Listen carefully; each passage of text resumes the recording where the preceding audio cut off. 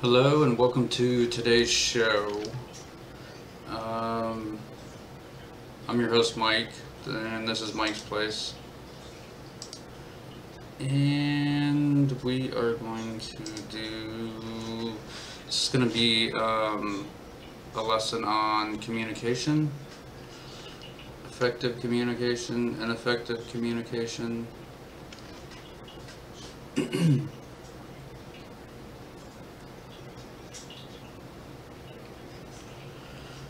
And this is a pretty long chapter. I'll try to move through most of it as quickly as possible, but this will be like at least probably 2 hours.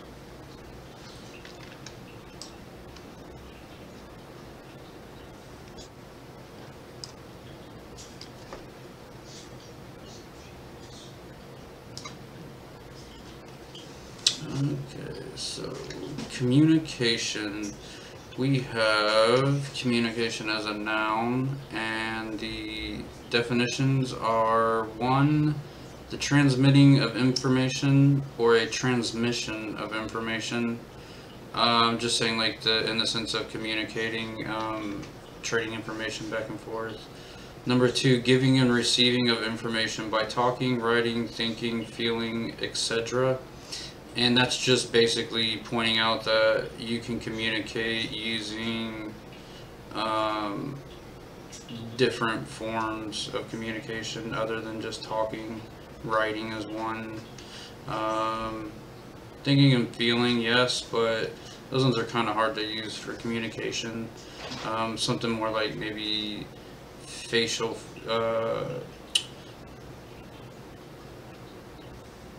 like face features or body language, something like that. And number 3 says the information so given, communication, just information given to you, communicated to you. Number 4 is often in plural, a means of communicating. I think that means plural, I'm not sure what they had there. So it means often in place, plural, it has to be plural, a means of communication. Communicate in the sense of being used as a verb or a verb transitive or intransitive. And the reason I had all those there is just because, like, the meanings are pretty much the same for all 3 of them. So number 1 says to share or exchange information, news or ideas easily or effectively. So to share, exchange information, news or ideas easily or effectively is communicate. 2 is giving and receiving of information by talking, writing, thinking, feeling, etc., which is pretty much the same thing as there. Number 3 says to pass on, impart, or transmit an infectious disease to another person or animal. And that would be like using the word communicate in the sense of you communicate a disease or like maybe the flu or something like that through coughing on someone, sneezing on them or something like that. Number 4 says to impart knowledge of or make known of. So communicate is just bringing out in the open, make known of. Number 5 says to reveal by clear signs. Communicate, just revealing, expressing it in words, making it known. Clear signs, the signs could be outside of talking, which would be like up here, thinking, feeling, writing, body actions, facial expressions, something like that. And the reason I have the definitions up here, even though we don't use all them for the content, it kind of shows how the word can be used in different forms, different uses. I do that to try and help clarify the usage that we're using. And we will start with say it with feeling. Have you ever wished you could take those words back? Have you ever wished you could have said it better or just said something? Have you ever said to yourself, I just don't feel anything? To communicate is to exchange words, feelings, or information with others. There are countless ways to communicate. Using an exclamation point in the previous sentence is a way to communicate excitement. At the many ways to use the word communicate. A facial expression can communicate joy or anger and something written can communicate ideas and instructions. Cavemen learned to communicate by drawing on cave walls, and people in modern times communicate electronically. Millions of people feel the same way every day. Unfortunately, millions more don't know that they are missing anything in their communication skills, and like a bull in a closet, they stumble through life, leaving hurt feelings, broken relationships, and angry children along the way. So, if there is one thing we all have in common, is this. People have a difficult time understanding their own feelings. Yeah, that's true. I definitely do. We've been trained for centuries to not feel or show feelings, to not let anyone in, especially other men. I think that was like from a guy's point of view. And to not let our vulnerability show, which is probably more of a guy thing. Guys are more like, they don't want people to see them crying or in pain or anything. We hide our true feelings through passive-aggressive behavior, internalizing our anger and escaping into our mind or shutting down. We can also communicate our feelings with rage or extreme religiosity or even terrible addiction problems. Through all of the above, we've learned to strike back anytime we do not get what we want.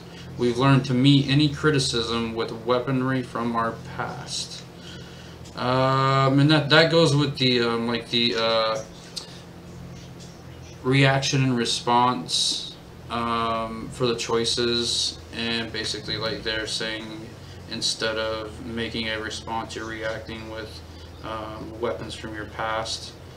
Just basically going through with the same actions that you did in the past, and those could have been bad. Not to say that they were always, but it could be. Criticism. Can you take it without anger?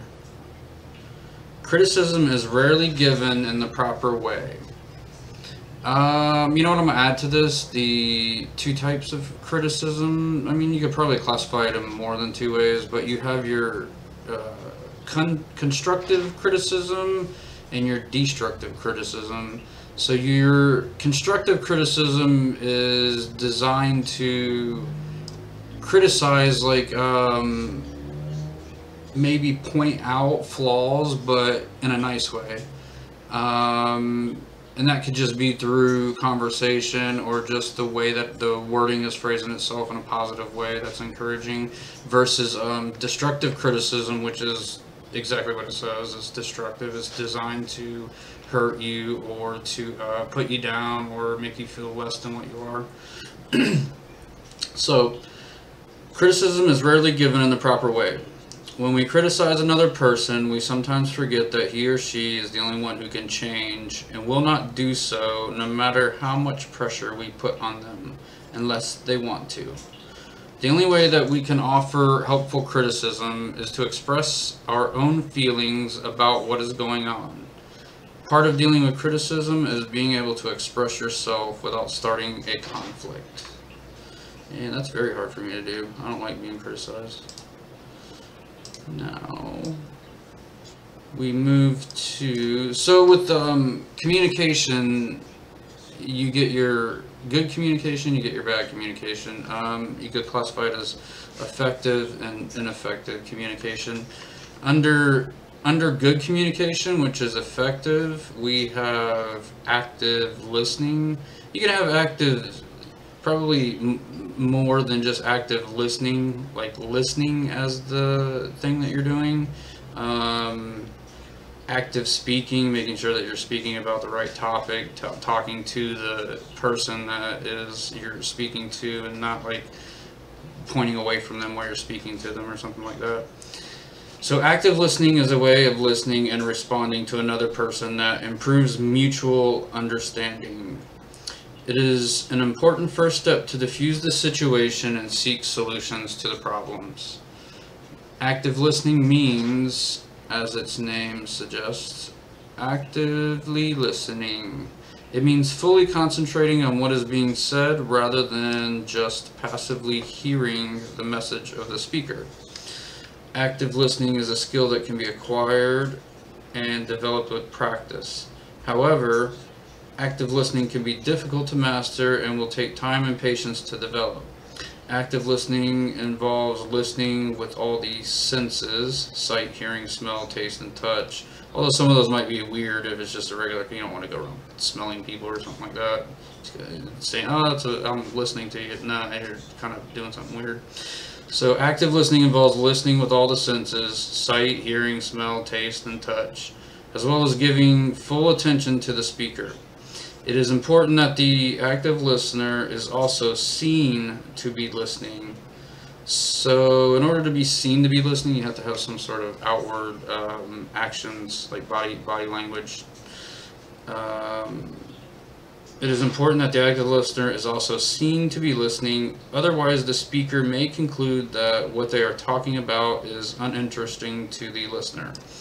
Active listening not only means focusing fully on the speaker, but also actively showing verbal and nonverbal signs of listening. Getting into the habit of using active listening can have important impacts in many key areas of your life. It can affect your relationships at home and at work, and it can affect your social interactions with the world around you.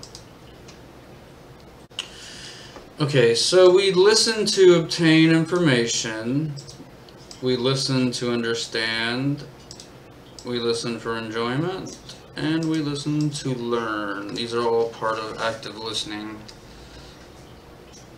So, let's see. Tip. Good communication skills require a high level of self-awareness. Understanding your own personal style of communicating will go a long way toward helping you to create good and lasting impressions with others. The way to improve your listening skills is to practice active listening.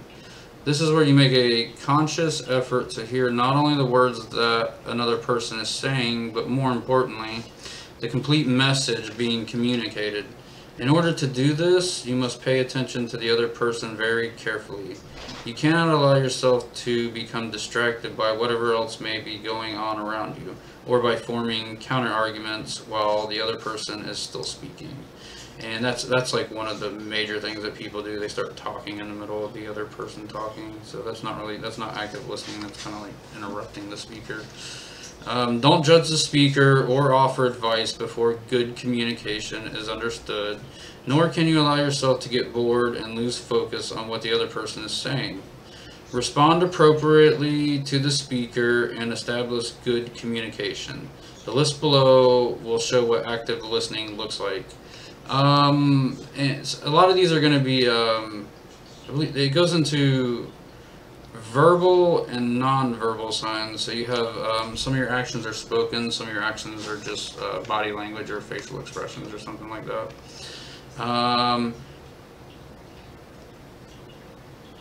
Being that it's supposed to be active listening and we're supposed to be listening with purpose, you don't want to like overdo some of the body language maybe, or distract the person that's speaking. So we'll see what some of that looks like.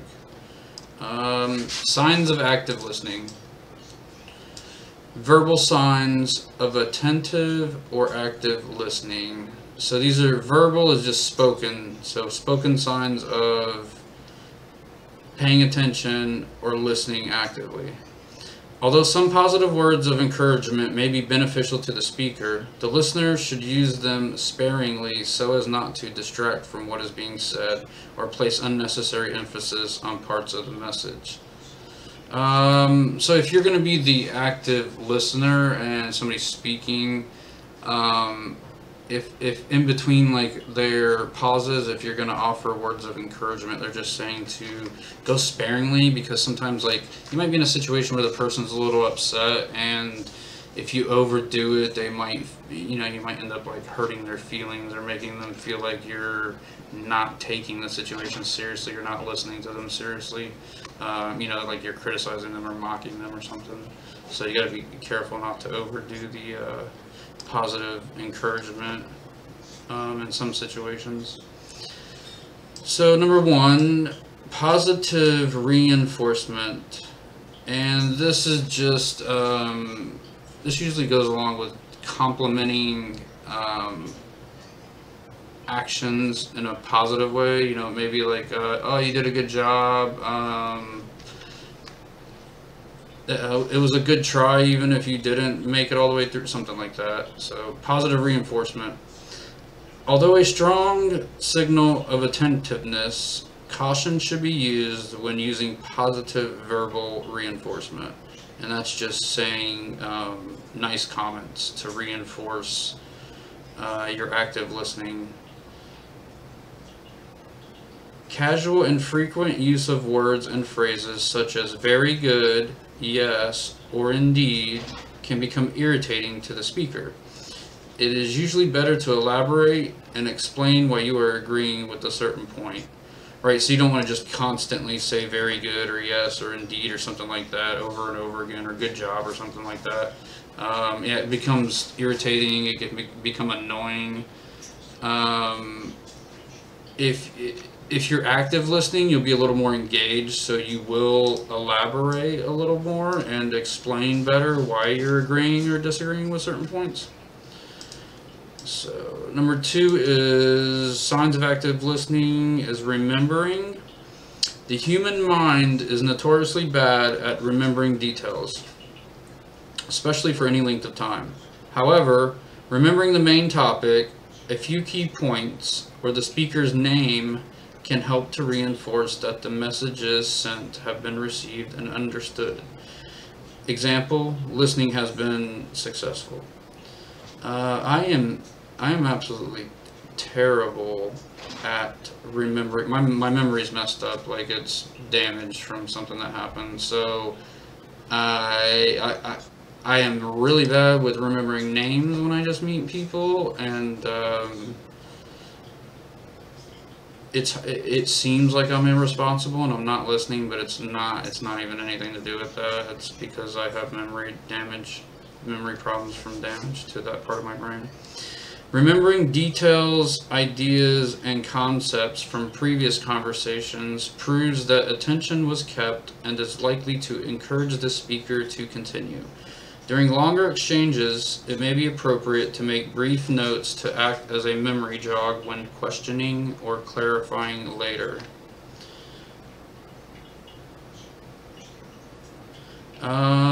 These notes could be, if you might be writing stuff down if it was like a really, really serious situation, but a lot of times these are just going to be like mental notes that you make. Maybe certain words that they said that you try to keep track of so that you can remember to ask questions and clarify whatever the topic was a little later on. So number 3 for signs of active listening, verbal signs, questioning. The listener can demonstrate that they've been paying attention by asking relevant questions and or making statements that build or help to clarify what the speaker has said. The listener also helps to reinforce that they have an interest in what the speaker has been saying by asking relevant questions. So relevant questions would be, they have to be related to the topic, so whatever the topic that the person has brought up. If they were upset, maybe they already got into a fight with their partner or something, your questions you would want them to be relevant if you're listening actively and trying to support this person because like you care about them, they're a friend or something like that. Making statements that build or help to clarify what the speaker has said. And that's just maybe re-saying what they're saying back to them to help clarify it. This one specifically states questioning, so I guess you're wanting to word it in a question form. And yes, clarification is very important, especially whenever you're trying to listen actively. And it's even more important if there's like some sort of an issue going on that the other person needs help with, the speaker needs help with.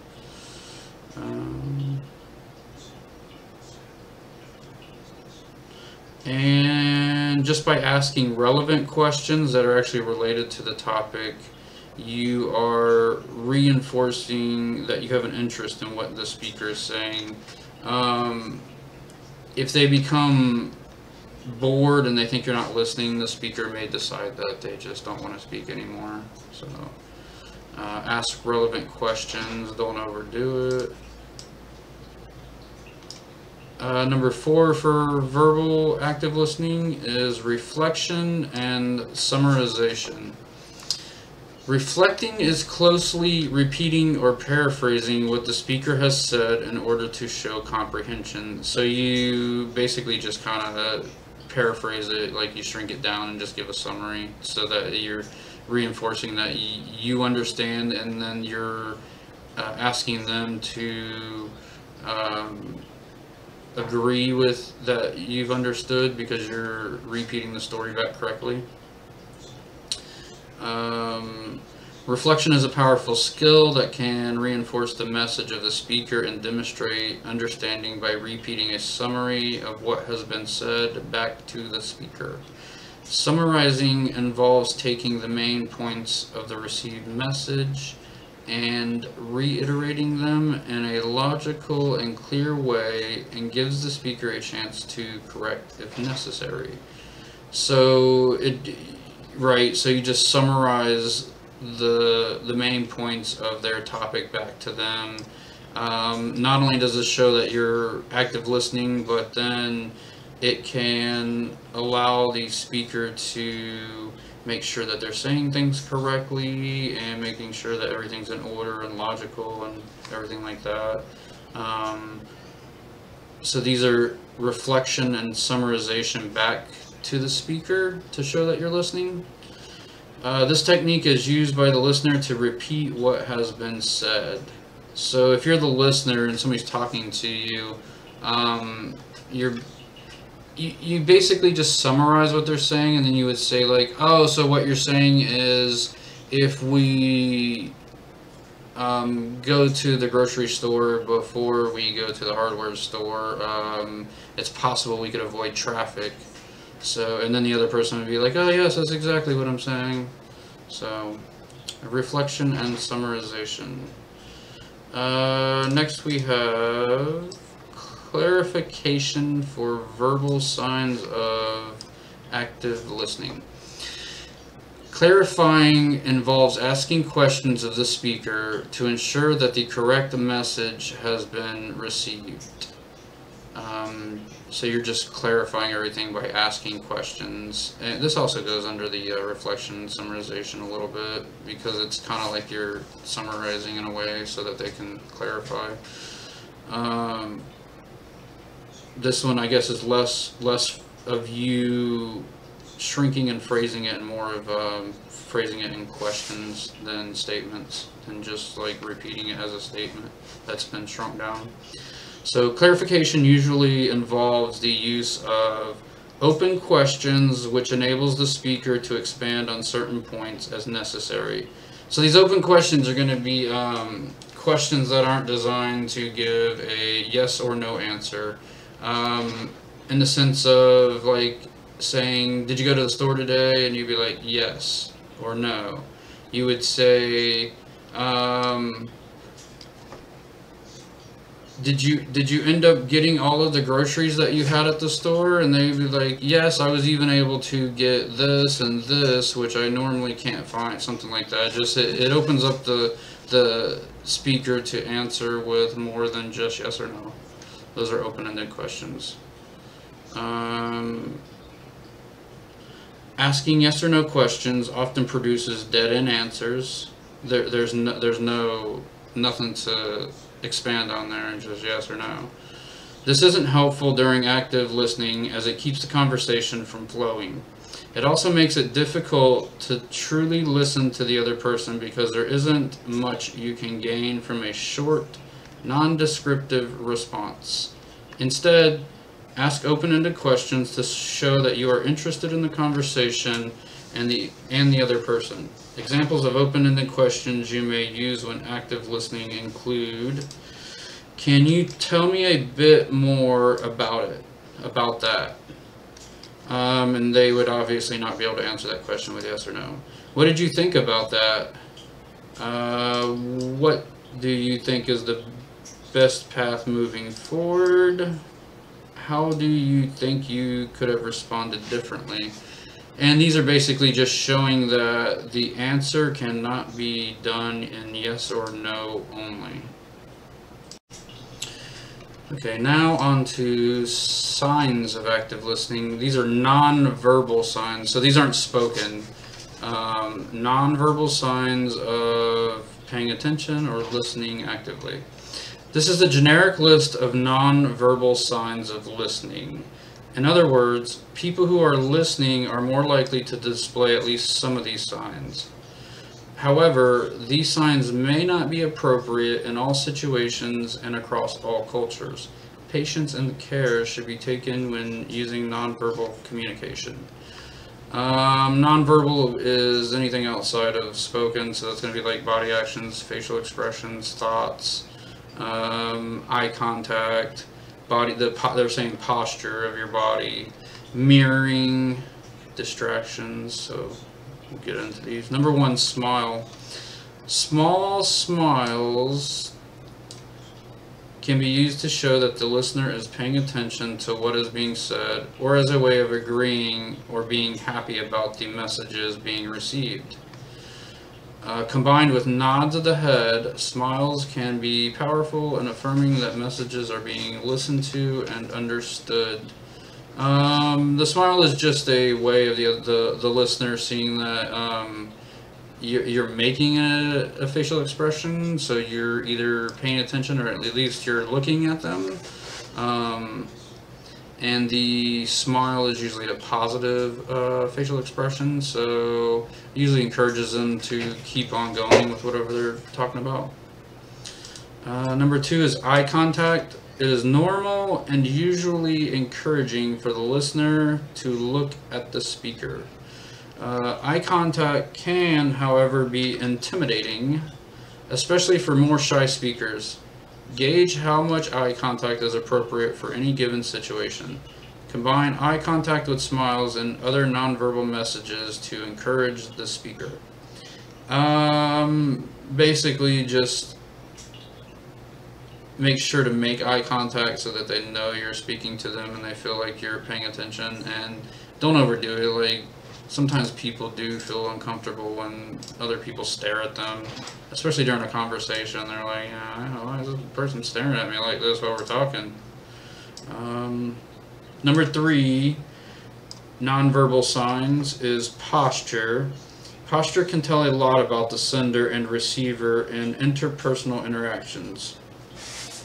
The attentive listener tends to lean slightly forward or sideways whilst sitting. Other signs of active listening may include a slight slant of the head or resting the head on the hand. Body posture. I guess some of your body posture might be not more towards active listening, because maybe you're looking away, you're sitting in a way that's not facing the speaker, something like that. So you can show that you are paying attention by leaning forward, or just they're saying include slight slant of the head or resting the head on the hand. So those don't actually show that you're active listening, but at least you're looking in the right direction, even if you're relaxing your head on your hand or your arm. Number 4 is mirroring. Automatic reflection / mirroring of any facial expressions used by the speaker can be a sign of attentive listening. These reflective expressions can help to show sympathy and empathy in more emotional situations. Attempting to consciously mimic facial expressions, example, not automatic reflection of expressions, can be a sign of inattention. So if you're listening to a speaker, maybe the speaker is upset about something. We'll go back to like this fake scenario of maybe it's a relationship problem, and they're crying and they're upset and they're a good friend of yours, so when you're talking to them you kind of mirror back some of their facial expressions, the sad look on their face or the crying look. This just helps to show that you actually care. You're showing that you're sympathetic and empathetic.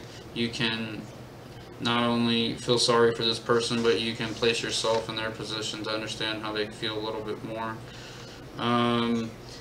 If you purposely start mimicking their facial expressions over and over again, you're probably going to make them feel uncomfortable, and they're going to feel like you're not taking things seriously, so it's going to probably upset them even more. And number 5 for nonverbal signs of active listening is distraction. The active listener will not be distracted and therefore will refrain from fidgeting, looking at a clock or watch, doodling, playing with their hair, or picking their fingernails. If you look distracted and somebody's speaking and they see you, it's just they feel like you're not paying attention is all. 2 ears, 1 mouth. There's a saying, we were given 2 ears and 1 mouth, therefore we should listen twice as much as we talk. How does that sound to you? The greatest part of communicating with others is the ability to listen, determine what is being said without putting our own spin on it, and use the information heard for our own knowledge about the person talking to you. Using active listening for the purpose of attacking others is not the intent of this content. Pre-existing biases can lead to listening to someone else's argument for its weaknesses, ignoring its strengths. This can lead to a competitive advantage in a political debate, or it can lead to a journalist provoking a strong response from an interviewee, and is known as ambushing. Individuals in conflict often blindly contradict each other. On the other hand, if one finds that the other party understands, an atmosphere of cooperation can be created. This is just stressing on listening, listening for the intent to communicate properly, and not just like only listening to the parts you want to hear, or listening so that you can attack this person or something like that. That's not really a good thing. I mean, maybe if you're trying to attack your enemy, but then you just cause conflict, and then the conflict returns back and you get attacked. So, have you ever noticed 2 people talking to each other? How many times have you noticed that they are both talking rather than one talker and one listener, which is the same as saying, "What you have to say is not important to me. I am the one who is in charge here, and only me and mine are what matters." They're just saying that when you talk over people and interrupt them, that these are basically what you are showing, that's how you care, or that's how you feel. You don't really care. When confronted with someone as boring as this, we have the choice of breaking in and acting like this person, or taking our interest elsewhere. I opt for the latter every time, I guess, taking your interest elsewhere, and not trying to have a conversation because the person only wants to talk over you, interrupt you, and is rude. Life is too short to get hung up on someone's ego. When you get into a conversation, take a look at how you listen or don't listen. Here's one method to practice being a good listener. Look interested, be interested. Only ask questions when you don't understand something said. Maintain eye contact. Refrain from interrupting or telling your own story of the same kind of event. Watch your body language. On important points, repeat what you have heard to affirm the talker. these are just good points to make during conversations to show that you are paying attention and you are active listening actively. Looking interested. Only ask questions that when you don't understand, and make sure they are relevant to the topic. Maintain eye contact, that way the speaker knows that you're paying attention to them. Don't interrupt to tell a story of your life of the same kind of event. I know a lot, like I like to do that too. I'm like, oh yeah, I went through something like that, and it's just not a good thing. Watch your body language. You don't want to be too close to the person or waving your hands around when you're too close. And on important points, repeat what you have heard to affirm the talker. That's just repeating and paraphrasing, summarizing to back to them so that the speaker knows you're paying attention. If you practice active listening, you will have many more conversations with others because they value you as someone who is interested or interesting. With more conversations comes more understanding. More understanding brings more wisdom. More wisdom brings more serenity. And being wise and knowing how to use it is always a good thing. Okay, now we're going to move on to feeling words. Often we do not have the just right word to describe how we feel. Here is a list of feeling words to add to your feeling vocabulary. An understanding of the feeling words can help you understand how your feelings and the feelings of others affect good communication. Barriers may exist from disabilities which make communication with others difficult. The active listening techniques above, coupled with the list of feeling words, can be used to understand and help those with barriers. Right, so if someone has a barrier, a disability, a learning disability, it might be hard to communicate with this person in an effective way. You may have to use simple words or even like sign language if the person doesn't speak, they don't have the ability to speak. So now these are feeling words, and I guess what these would be considered is most of them are going to be non-verbal communication, so you're not really saying anything to communicate here. These are more of maybe your attitude or your the way you feel for the day or something like that falls under the feeling words. And these can affect how you communicate, in the sense of if you're upset, you might say things that you don't mean, or yell at people or something like that. So I'm gonna go through some of these real quick. Feeling absorbed, just meaning like you're into yourself and you don't really care about other people. Whenever you try to communicate, that could just cause issues where the other person just thinks that you don't have any respect for them or something like that. Aching, if you're in pain or something, that could affect the way that you communicate. Afflicted, if you have a sickness or you're not feeling well, obviously that's gonna, you might not even be able to speak at the time. You might put off speaking to other people because you're sick. Afraid, if you're afraid, that could cause problems with maybe trying to make like a police report or something like that. Aggravated, definitely when you're upset, it's difficult to have a normal conversation.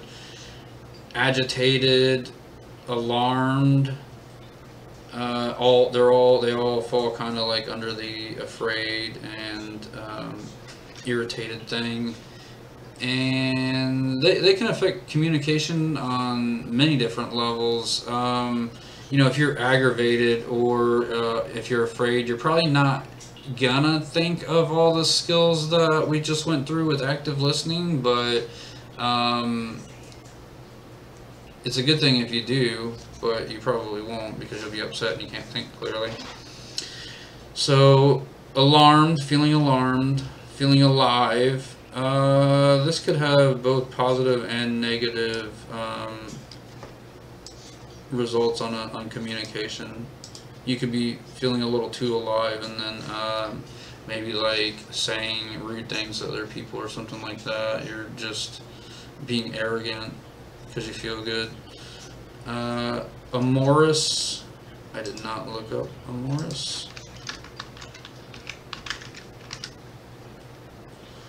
Showing, feeling, or relating to sexual desire.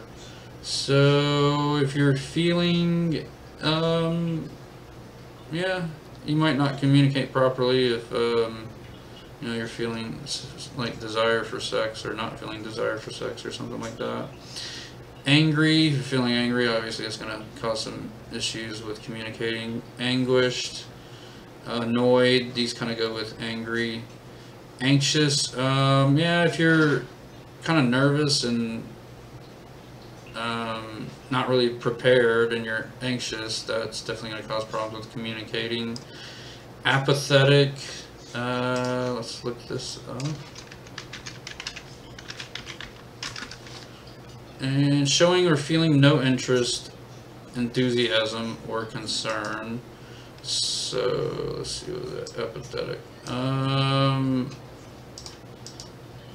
Showing or feeling no interest, enthusiasm, or concern. So if you just don't care, then obviously you're not going to communicate effectively.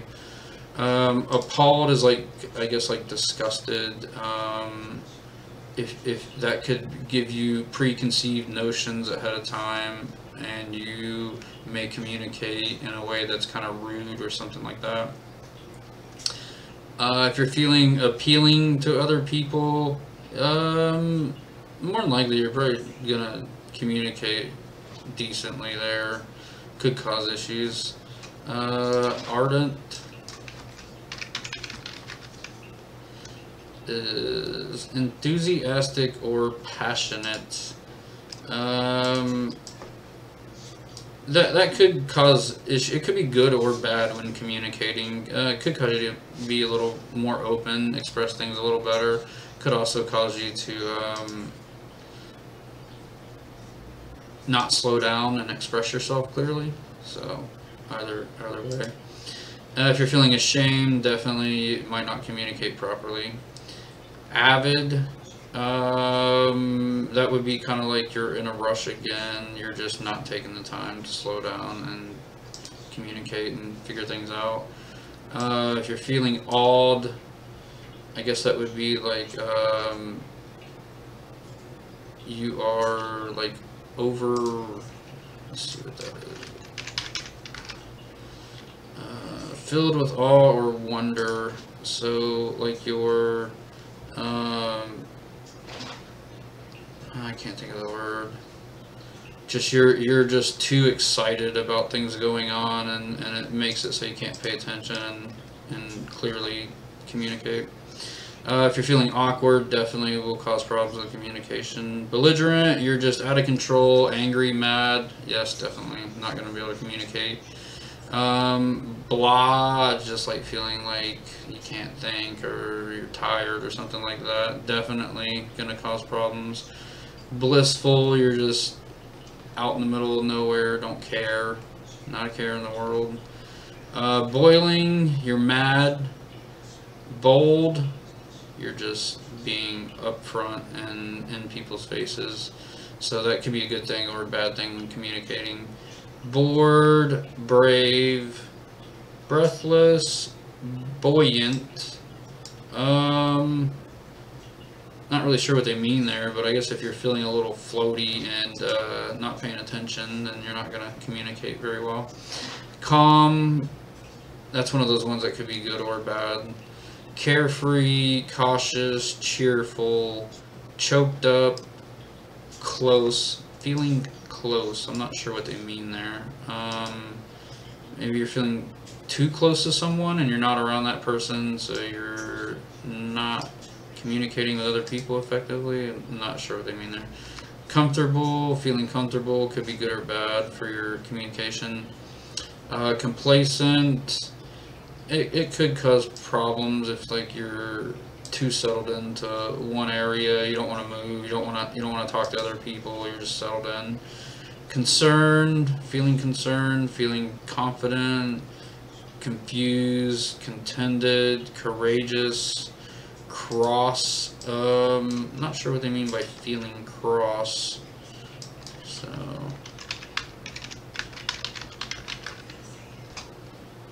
ill-natured, peevish, sullen, refer to being in a bad mood or ill temper. Cross means temporarily in an irritable or fretful state and somewhat angry. He gave her a cross reply and walked out of the room.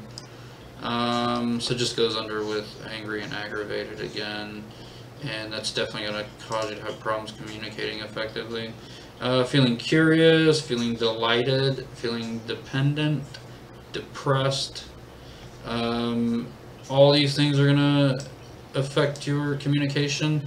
I think the overall idea here is that your feeling, the way that you're feeling at the time you're communicating, or the other person, the way that they're feeling, it could possibly interfere with your conversation, your communication back and forth. Whoops. Let's see. This serious is having or characterized by desire. So if you're feeling like you desire something, or maybe desire another person desires you, possibly, yeah, it could get in the way of communicating. Despair. So if you are feeling in despair, to the complete loss or absence of hope. So yeah, that's definitely going to make it so that you can't communicate properly. Like if you feel like there's no hope and there's no point. Despondent, feeling despondent, is in low spirits from loss of hope or courage. So yes, if you felt that way, you would definitely have some trouble communicating. Now, a lot of this stuff is good for maybe people working in the fields of law enforcement, or maybe in the paramedic field, because of the fact that you would need to understand other people's feelings a little better to understand what they're going through at the time, because you're going to be dealing with like stressful situations one after another when you're in that field of work. Feeling discouraged, feeling disgusted, feeling disheartened, dismal, dismayed. Definitely all these feelings are going to interfere with you being able to communicate. Distant, distressed, distrustful, doubtful, dreadful. These could apply to you feeling this way, or the other person in the conversation feeling this way. Maybe you're in a group and the speaker is having some of these issues. They're not going to be able to communicate effectively either. Dreary, dubious, dull, eager, earnest. Just if you're feeling any of these things, it's going to interfere with communication. Ecstatic, feeling empty, feeling encouraged, encouraged or discouraged, feeling engrossed, feeling enraged, enthusiastic, exasperated, excited, exhausted, expansive. So I'm not sure how this would, maybe you're just not paying attention because you're too involved with other things. Exuberant, fascinated, fatigued. If you're tired, you're definitely not going to communicate. If you're fascinated by things, more than likely you'll be distracted and paying attention to things other than the speaker or the listeners, speakers. If you're feeling fearful, fearless, festive, fidgety, flat, friendly, frightened, frustrated, fuming, furious, generous, glad, gloomy, bad and good. You're feeling glad. I mean, that could be a positive thing on your ability to communicate. It's kind of a two-sided one there. Grateful, grief, grumpy, You know, grateful's kind of weird. You could be feeling too grateful and just you don't have the words to communicate. Like your mind is just a little too happy and you're distracted. Happy in itself is listed there. You could be too happy and distracted. Your listener, your speaker could be too happy and distracted with whatever they're happy about and not communicating effectively.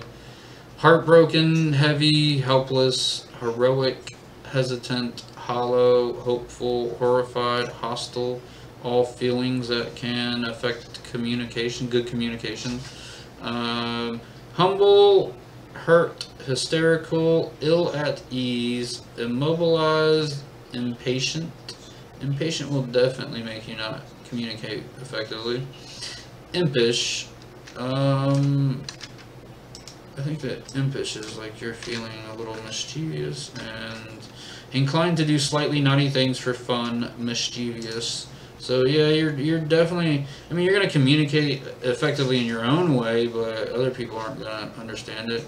They might understand you're trying to do things that you shouldn't be doing. Feeling in the dumps, feeling indifferent, indignant, inert. Inert's like with no energy, so yeah, you're not going to communicate effectively if you're like that. Inflamed goes with like infuriated, angry, aggressive, stuff like that. Not going to communicate effectively. Unless the only communication that you really think is effective is just, you know, yelling at people or tearing their stuff up, but they're not going to find it very effective. Inquiring, inquisitive, if you're feeling these ways, could possibly interfere. Insecure, inspired, intent, interested, intrigued, invigorated. This could be good or bad. I mean, if you're feeling good, invigorated, like it might make you communicate better.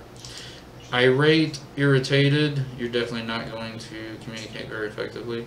Jittery, joyful, jubilant. Feeling keen, feeling lethargic. That's like, that one went with the inert. Not just feeling like tired. Lighthearted, listless, lonely, loving, low, mad. Alright, feeling melancholy. A feeling of pensive sadness, typically with no obvious cause. So that's just feeling sad and depressed. Definitely going to interfere with effective communication. If you're feeling merry, that could go both ways. You might be a little too happy and you're just not paying attention. Miscellany, not sure what they mean there by a feeling. So let's see what they got going on. That would be a group or collection of different items, a mixture. So if you're feeling like you're all mixed up and you're part of a group of something else and you're not in your environment, it's definitely going to cause issues with communication. If you're moody, definitely. Nauseated, not feeling well, definitely going to not communicate good. Nervous, nurtured, this could be good or bad. If you're over nurtured, the person, you might have somebody that speaks for you and like you when they're around, you don't speak effectively to other people. Optimistic, overwhelmed, feeling pained, feeling panicky, paralyzed. Yeah, you're definitely gonna have some trouble communicating. You might have to communicate some other way other than verbally. Passionate, peaceful, pessimistic, and if you're feeling like your glass is half empty, you might not communicate effectively. You might feel like the world around you abuses you and uses you. Petrified, that kind of goes with like terrified. You're kind of like your body's stuck in place. You're not, if you feel that way, you're not gonna communicate very well. Playful, pleased, could interfere with communication. If you're feeling preoccupied, your mind is not in the right place. If you're feeling proud, refreshed, relaxed, resentful, sad, satisfied, scared, seductive, sensitive, serene, sexy, shocked. These could all interfere with your ability to communicate effectively or to even listen actively, since that was a part of communicating. If you're feeling skeptical, sleepy, sluggish, spirited, startled, stimulated, stretched, stubborn, suffering, sulky, sullen, suspicious, sweaty, these are all going to interfere with your communicating. Tender, terrified, timid, tired, torn, tragic, feeling tranquil, a little too relaxed, you're not going to communicate effectively. Troubled, unbelieving, uncertain, uncomfortable, uneasy, upset, definitely going to interfere with communicating. Warm, weary, withdrawn, wrathful, zealous, and zestful. All different feelings that can affect how you communicate, and these can pop up at any time because you never know how you'll be feeling. There could be bad things going on that day or something like that. So we just really need to remember that not to get upset when people say rude things, and to use active listening whenever we're in a conversation with you. We want the other person to understand that we're paying attention and that we care and we value what they're saying. With the active listening, you get the maybe smiles, eye contact, the insight, mirroring back some of their conversation to them so that they know you're paying attention and stuff like that. And these are just basically actions that you do to show that you're active listening. And whenever you perform these actions and you don't overdo it, it just shows that you are trying to communicate in a positive and effective way with the other person or the other people. And that's going to be it for today for communication. Thank you, and have a good day, and see you guys again on Mike's Place. If you like my content, give me a thumbs up, please. And like and subscribe. Like is a thumbs up. Subscribe if you want to see more of the content from the series. And thank you, and have a good day.